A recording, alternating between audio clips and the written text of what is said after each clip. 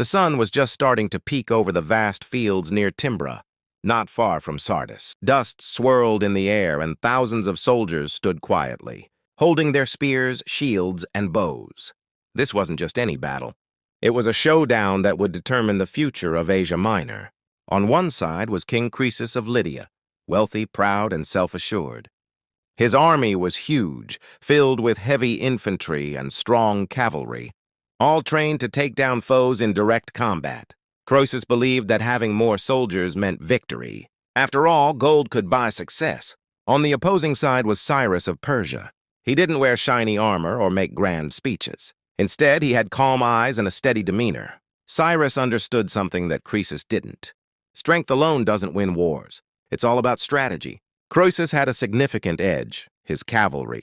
His horsemen were the best around, swift, armored, and lethal. When they charged, most armies would scatter. But Cyrus had a surprising sight behind his lines: camels. Not warriors, not weapons, just camels. The night before the battle, Cyrus had his men place camels at the front, with archers mounted on them. Why? Because horses get scared by the sight and smell of camels. This wasn't a stroke of luck. It was a well-thought-out plan. The battle kicks off. The horns blared, signaling the start of the fight. Croesus raised his hand, brimming with confidence, almost smiling as he commanded, "Charge!" The Lydian cavalry charged ahead, making the ground shake. Dust flew everywhere, and it seemed unstoppable. But then, the horses began to slow down. They snorted and whinnied in distress. The smell of camels overwhelmed them, and chaos erupted in the cavalry. Riders lost control, and the formation crumbled. What was supposed to be a devastating attack turned into disorder. At that moment, Cyrus lifted his sword. Now, Persian archers unleashed a barrage of arrows. The infantry moved forward in perfect formation.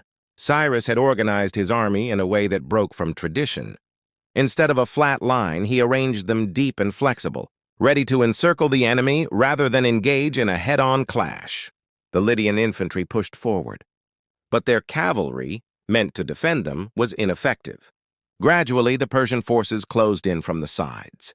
Croesus realized too late that this was not just a battle of strength. It was a trap.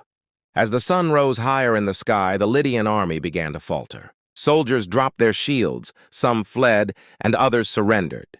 Croesus retreated to Sardis, his once mighty capital. After a brief siege, Sardis fell. Croesus, the wealthiest king in the world, was taken alive. Most conquerors would have had him executed. Cyrus, however, chose a different path. He spared Croesus's life and treated him with dignity. Some say Croesus even became an advisor to Cyrus later on. This moment was pivotal for Cyrus the Great.